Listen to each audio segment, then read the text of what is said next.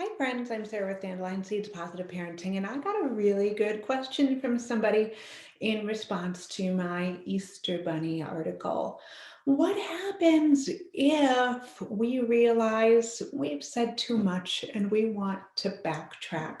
For whatever reason, and no judgment here, you decide that maybe that naughty or nice story that you told about Santa Claus isn't exactly the vibe that you want to perpetuate in your home.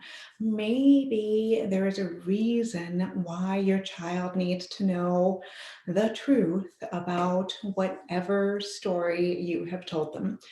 But it doesn't feel right to come straight out with it and say, by the way, kids, such and such isn't real. How was your breakfast? Like that doesn't work so well, right?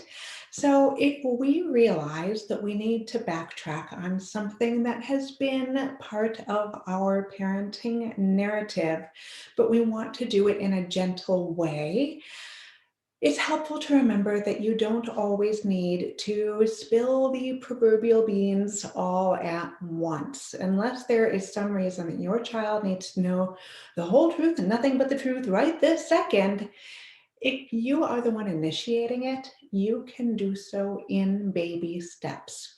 So, one way to do that is to plant seeds rather than just to get it all out there. So, for example, let's use the Santa example as our case study here. Let's say that you have decided that even though you used to say that Santa had a naughty list and you want to make sure that the child doesn't perceive him or herself as being naughty, you want to change that part of the story. You might use I wonder statements. And the I wonder statements can be really, really helpful when you are in dialogue with your child. What the intent is here is to bring your child around to their own realization, their own understanding, so that they can come to terms with it themselves rather than you having to spell it out for them. What that might sound like is, I wonder if Santa really does have a naughty list. I've always thought of Santa as being a really nice guy. I wonder if he even has that. And let your child be the one to say, yeah, Santa does seem really nice. Maybe he doesn't have that naughty list after all.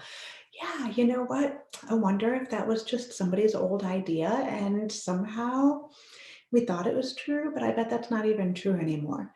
You can decide how much you want to divulge and how much you want to wonder about, no matter what the topic may be. But helping bring your child around from a place of curiosity rather than a place of the adult needing to share everything all at once can be really helpful. If you do decide that you need to share everything all at once, you can do so in bite-sized increments. You can still use the I wonder statements. For example, let's use Easter Bunny. Easter is coming up. And I'm not saying that parents should tell their kids one thing versus another. That's a personal choice. But let's say for whatever reason you have decided that you don't want the Easter Bunny to be part of your family's narrative, even though it has been in the past.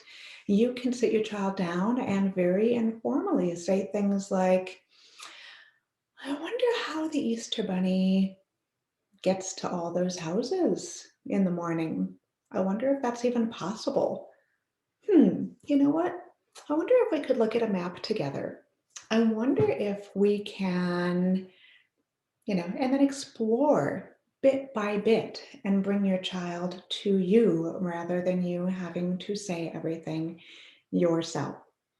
Now, if the child is adamant, no, mama or daddy, I know for sure that it's all true and I need it to be true. It's important to me. It's part of my story about how the world exists. You can then decide, is this important enough to my child that we will continue perpetuating it? I get to re-examine that as the adult. And then if you decide that it's okay, then continue on. That's okay too. And if you decide, no, I really need to be the one to do this in a gentle and loving way, then you can, again, oftentimes through asking questions, bring your child to that new understanding that they wouldn't have otherwise had, but in a way that doesn't feel so, so uncomfortable, so much like you are breaking their innocence or whatever term comes up for you. So I hope this helps. It's an awkward topic to be sure. And like I said, no judgment one way or the other. Lots of good parents tell these stories and lots of good parents don't tell these stories. You can be a great parent either way. You've got my support and I look forward to talking to you again soon.